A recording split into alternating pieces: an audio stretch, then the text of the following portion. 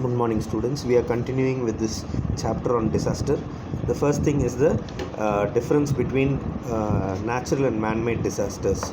Okay, this is one of the common questions that you have got in your question paper. So, first we'll see the differences.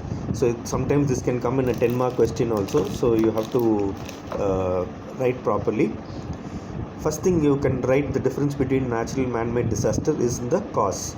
The natural disasters are caused by natural forces, that is, humans do not have any role to play in this. It occurs by itself due to the natural forces, whereas man-made disaster on the other hand is caused by the activities of man. It is because of human intervention.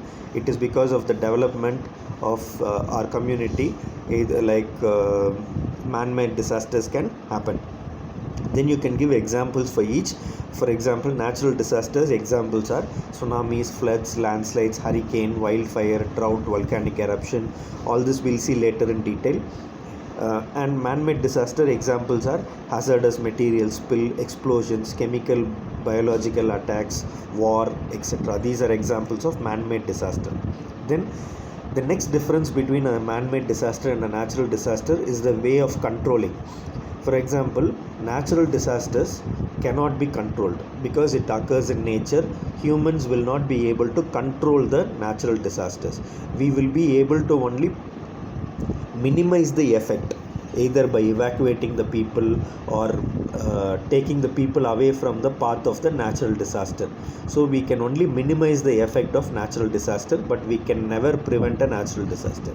On the other hand, man-made disasters can be avoided with careful planning and prevention methods. For example, if you are very careful, you can prevent all man-made disasters. But people, to make profit, to make sure that work is done faster, they do not take adequate precautions and care, which is the reason why many man-made disasters happen. The other differences that you can write are: man-made disasters can be prevented, but natural disasters cannot be prevented. Man-made disasters usually occur because of human error, when humans make mistakes, but natural disasters occur on their own. Natural disasters cannot be prevented by planning, but the effects can be reduced or mitigated. On the other hand, man-made disasters can be prevented completely. If you take proper care, it cannot occur. So these are the differences between man-made and natural-made disasters. For if you have to write for a 10 mark, you can give examples for one man-made disaster and one natural disaster and write in detailed explanation. That will help you to get 10 marks. Okay, so the actual man-made and natural disasters we'll be studying in the next chapter. The next topic is principles and components of disaster management. Okay, so disaster management, according to Disaster Management Act 2005, means, the definition is a continuous and integrated process of planning, organizing, coordinating and implementing measures which are necessary to reduce the effects of disaster. Okay, so one second.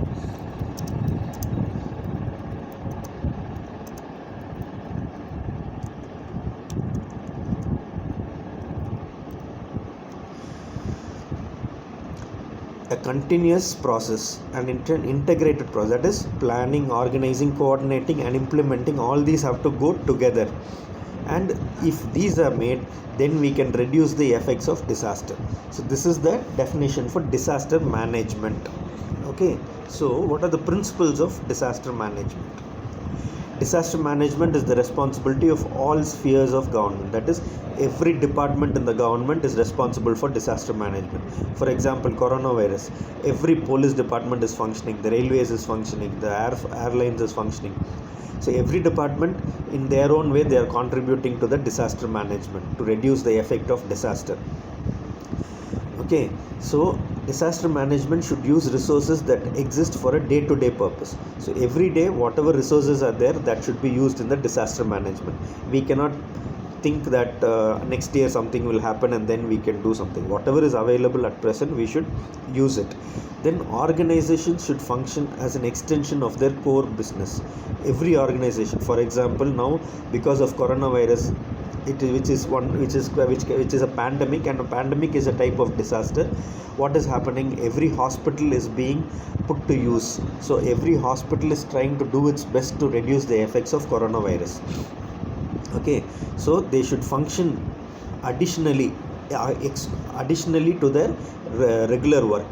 Then individuals are responsible for their own safety. For example, we can say the government did not do enough for preventing natural disasters or man-made disasters, but every individual, we also should take care. For example, during coronavirus, people are not wearing masks, people are not staying at home, so individuals have to take responsibility if they want to be safe. Next thing is, disaster management planning should focus on large scale events. So it should focus on large events, so that will help to plan in a better way. Instead of planning in a smaller way, we should plan for the worst case. Then even if the disaster is smaller than that, then it will be easy for us to overcome it. Then disaster management planning should recognize the difference between incidents and disasters. There are so many incidents that happen, so many man-made incidents happen. Like there are small incidents, but a disaster is a large scale which affects a lot of people. So we should understand the difference. If we use all our money and resources for small events, then for the major ones we will not have money. So we should manage first we should recognize the difference and manage it differently. Disaster management planning must take the type of environment and structure of our population. For example, tribal population is different from the city population. Village people are different from urban population. So we cannot make the same rules for everybody. One of the problems that we faced in the coronavirus is that the country was told to go on lockdown, but the migrant population was not given enough thought. So people started moving from one state to another by walking, by going on buses, and that actually increased the number of coronavirus. So we should plan properly, and we should take into account the structure of population and the physical environment. For example, if a forest fire is happening, then we know that it is a forest, so it's difficult for vehicles to go on the forest, so there should be other means of transport. So all these things should be taken into account. Then disaster management arrangements must recognize the involvement of non-government agencies. We see during the coronavirus, a lot of NGOs are helping. They are giving food to the people. They are helping in the hospitals. Non-government hospitals are helping to treat people. So initially, when the government thought it was easy to manage, they told only government hospitals will be taking care of coronavirus patients. But when the number of people started increasing, they started including the NGOs also. Like that, based on the disaster, the government will take the help of NGOs to reduce the effects of the disaster. Then now we'll see the components of disaster. Okay, so every disaster has few disaster management has few components. Okay, what are the components of disaster management?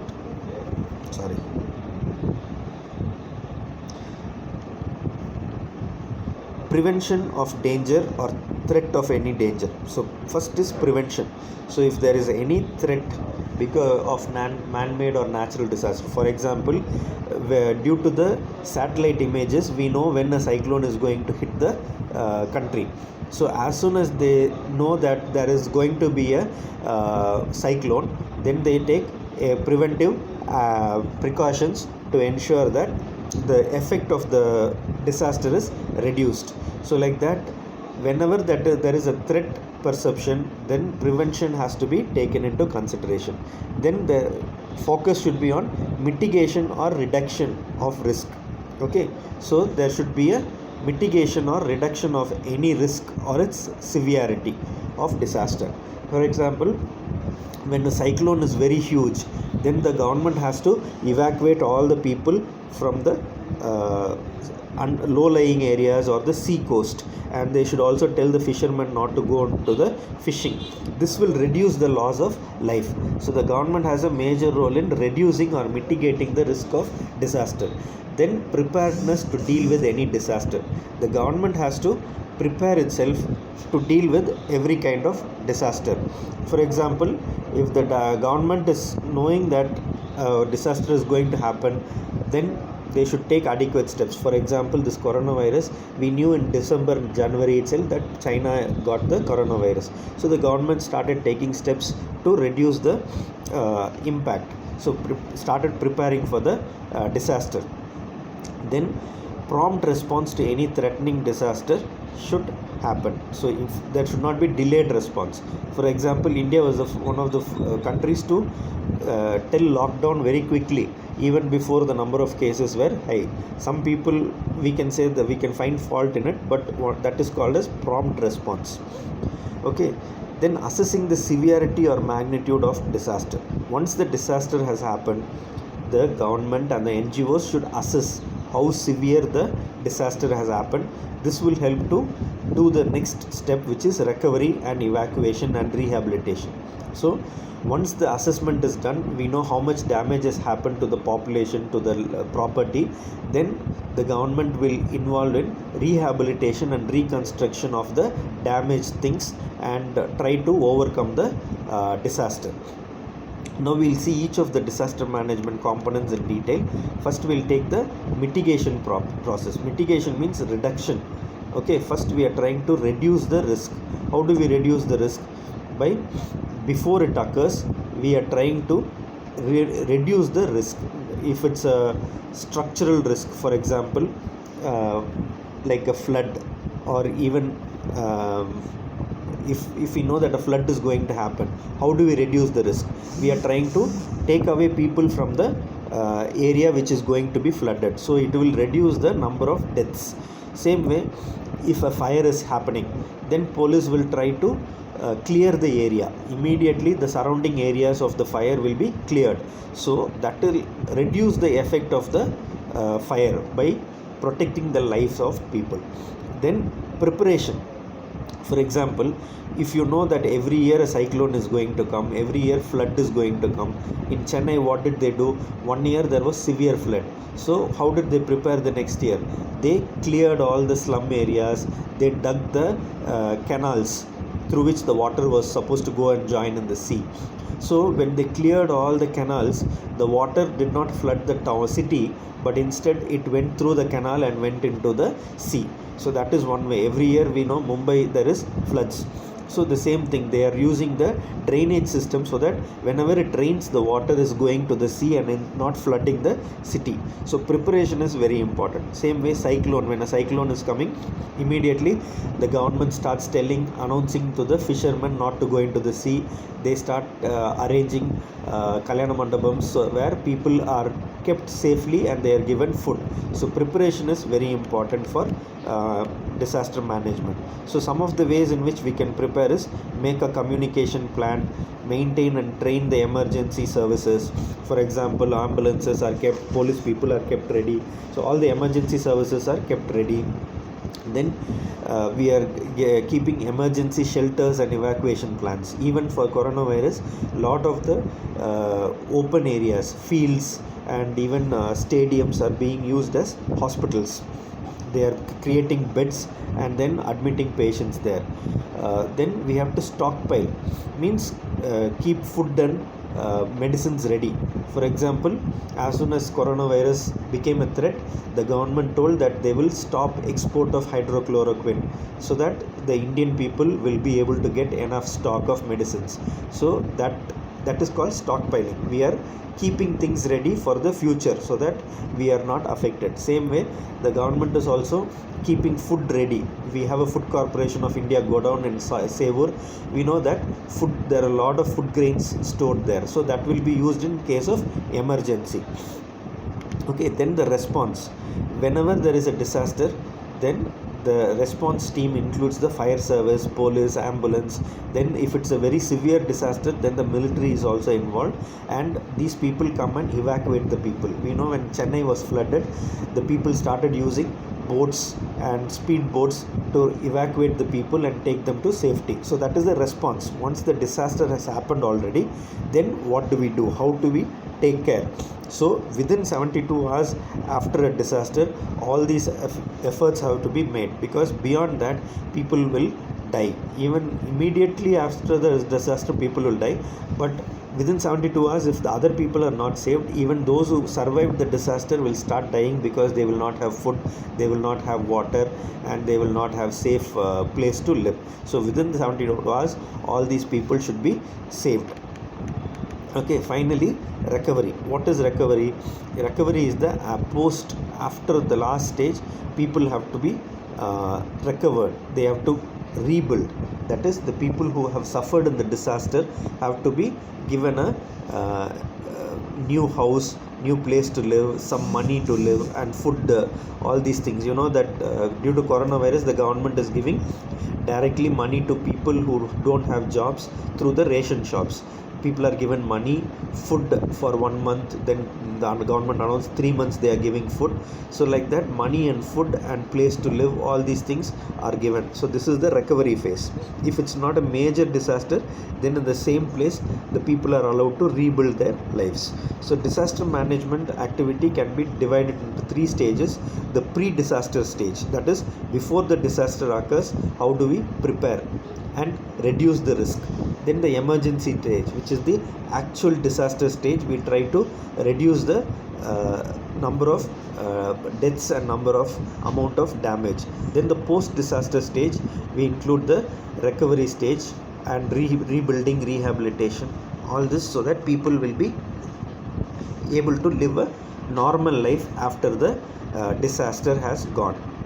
Okay, so this is about the components, principles and components of disaster management.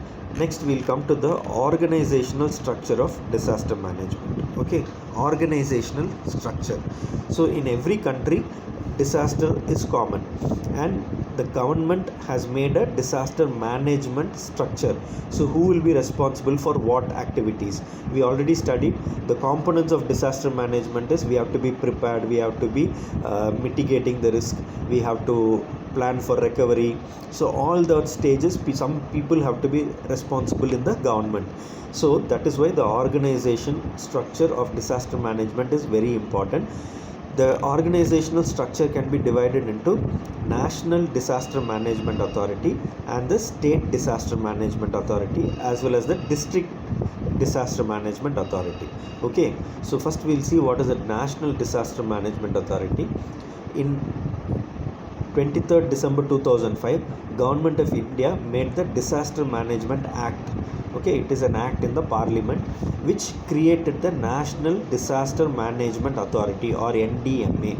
Okay, so this authority is headed by the Prime Ministers, and the State Disaster Management Authorities are headed by the Chief Ministers. So as at a national level, now it is very useful, because in coronavirus it is a national problem, it is not a state problem.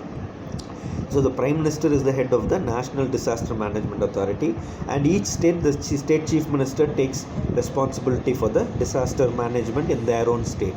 Okay, so they together in an integrated, holistic manner. Holistic means completely, and integrated means all the departments working together, they are managing this disaster. Okay, so the chairman of the NDMA is the Prime Minister, and Vice Chairman is the Cabinet Ministers. There are 8 Ministers of State who each have a specific function.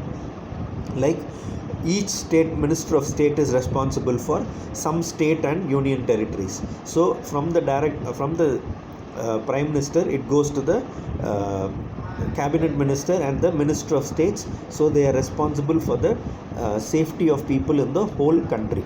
Then because the Prime Minister and Ministers are all politicians, there are bureaucrats or IAS officers who are in charge for each activity. That is the NDMA Secretariat. Okay, so headed by a secretary. So this secretariat, which is headed by secretary, is responsible for providing secretarial support for all the areas in the country. So they are involved in the mitigation, preparedness, plans, reconstruction, community awareness, financial, administrative aspects, and all these aspects are very important in disaster management. And the secretary under the National Disaster Management Authority, a secretariat is functioning and they are responsible for all these aspects. Okay, so next we'll see the State Disaster Management Authority. All the state governments under section 14 of the National Act should have a State Disaster Management Authority. So the chairperson of the State Disaster Management Authority is the Chief Minister, and under whom 8 members are appointed. So they are responsible to make the plans and follow the implementation of the national plan. So each state has to follow how the national plan is being followed, so that they are prepared, and then they plan for any disaster. Then if there a disaster has occurred, then they reconstruct and make sure that all the people are safe and sound. Okay, next, under the State Disaster Management Authority, the District Disaster Management Authority is present. So the district collector is the head of the District Disaster Management Authority. So even now in Vellore we see all the, because of coronavirus, all the lockdown and everything, the collector went and checked everything, because he is the head of the District Disaster Management Authority. And other than the district authority, because he is a collector who is a bureaucrat, elected authority who is the MLA or MP, he is also ex officio chairperson of the District Disaster Management Authority. Okay, so that is about the District Disaster Management Authority. So these people will be doing the planning, preparing, reconstruction, everything. But who will go and save the people during the disaster? For that, there is the National Disaster Response Force. Okay, it is a force, means it is comprised of army people, 12 battalions of paramilitary forces. Okay, so paramilitary means Border Security Force, CRPF or the Central Reserve Police Force, then CISF, Central Industrial Security Force, then ITBP or the Indo-Tibetan Border Police, and the Saurashtra Seema Bal. See, these are the people who will be actually involved in saving the people during the disaster. For example, when there is a flood, these people go and take their boats and save the people even when the flood is going on. Or when there is a cyclone, the ships and the aircrafts of these battalions, they go and save the people. So during a disaster, these are the people who are working. So in each of these battalions, there are engineers, technicians, electricians, dog squads, medical people. So these are the people who help in saving the lives of people. So engineers will help in maintaining the electricity, technicians will take care of other aspects, electricians will take care of the electrical supply, dog squads, the dogs will go and see if people are alive. They will try to save people by going and checking whether anybody is stuck in the disaster, and medical, paramedical people will be treating the injured and affected people. So this is the National Disaster Response Force, which functions under the National Disaster Authority. Okay, finally, all this will function only with trained, skilled people. So to train people in the National Disaster Preparation and Management, there is a National Institute of Disaster Management. So it is an institute, just like Shefflin Institute, it's a National Institute of Disaster Management. So in this institute, there is excellent training and research going on. So training is given to all the people who are involved in preparation of disasters, and then research is done to try and reduce the risk of disasters. Okay, so how to reduce the risk? So as we go into the next chapters, we'll see that there are methods in which, scientific methods in which we can reduce the risk of certain disasters. For example, if an earthquake is going to occur in a particular area, if you build small buildings, then they will fall easily. But if you build with materials which are earthquake resistant, then you can save a lot of lives, because the building will not collapse. Same way, if a particular area is prone to cyclone, then we can have mangrove forests. These are forests which are growing inside the sea itself, which will prevent erosion and prevent the effect of cyclone from hitting the cities. So these are all found out through research, and the National Institute of Disaster Management routinely trains people to take care of the people affected by disasters, and they also do research to reduce the risk of various disasters. So their ultimate aim is to make India a disaster free country by developing and promoting a culture of prevention and preparedness at all levels.